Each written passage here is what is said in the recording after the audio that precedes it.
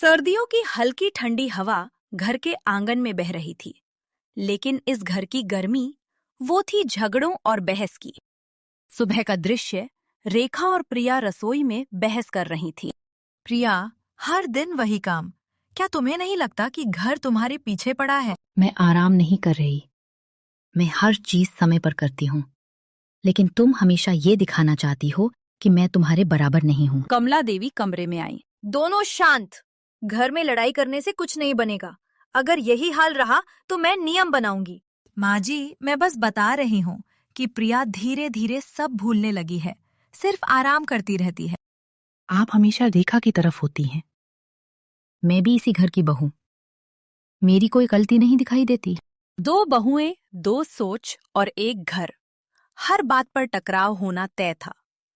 दोपहर, प्रिया रसोई में अकेली थी, थकान और चिंता में डूबी। कभी लगता है मैं इतनी मेहनत करूं, लेकिन फिर भी कभी सच में माँ जैसी जगह नहीं पा सकती। काश कमला देवी समझ पाती। रात हो गई, सब सो चुके थे। प्रिया बिस्तर पर बैठी थी, पेट पर हाथ रखे। अगर सब ठीक नहीं हुआ तो माँ जी क्या कहेंगी? कमला देवी पानी पीने उठी और उसकी सिसकियां सुन ली। इतनी रात गए कि जाग रही है प्रिया? नींद नहीं आ रही थी। सब ठीक तो है ना? बस ये 3 शब्द, सब ठीक तो है ना, प्रिया के लिए 6 साल की सबसे बड़ी दौलत बन गए। अगले दिन प्रिया और रेखा रसोई में। सुबह की लड़ाई। मुझे लगा मैं सही थी, लेकिन शायद तुम्हारा तरीका भी सही था। क्या? सच में?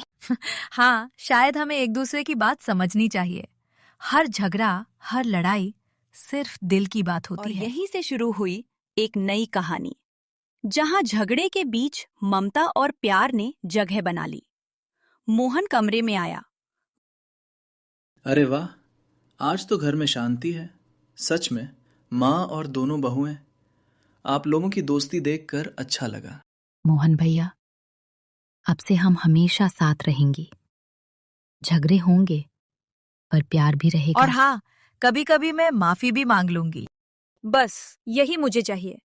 घर में प्यार और सम्मान रहे। ससुराल तब मजबूत बनता है जब बहुएं और बेटियां एक दूसरे को समझे। और इस तरह घर में जो हलचल थी, झगड़ा था, लड़ाई थी, वो धीरे धीरे प्यार, समझदारी और ममता में बदल रही। 2 बहुएं, जेठानी और देवरानी, अब सिर्फ बहू नहीं थी, बल्कि एक परिवार की 2 बेटियां बन रही थी। सास कमला देवी ने भी जाना कि कभी-कभी सख्ती छोड़कर प्यार दिखाना ही सबसे बड़ा गुण होता है। चलो, अब हम कभी दूर नहीं होंगे। हाँ, अब हम साथ हैं, हमेशा। और घर में फिर से शांति छा गई।